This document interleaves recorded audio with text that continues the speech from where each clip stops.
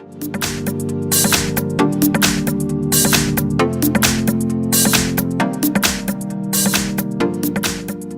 have MICROMAX Canvas 6 and let me show you how to change language on the following device.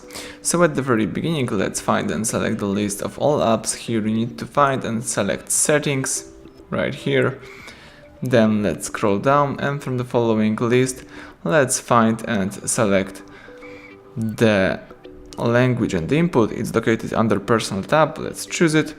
Let's tap language from the top of the screen, and here you've got full list of available languages that you can use on this device.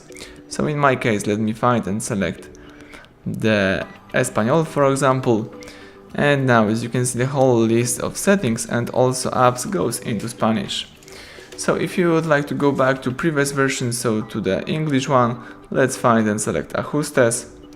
Then scroll down, and here you need to find and select Idioma y traducción de texto. Tap idioma one more time from the top of the screen, and from the following list let's choose English, for instance from United States.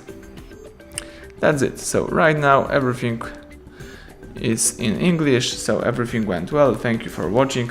Please subscribe our channel, leave thumbs up under the video.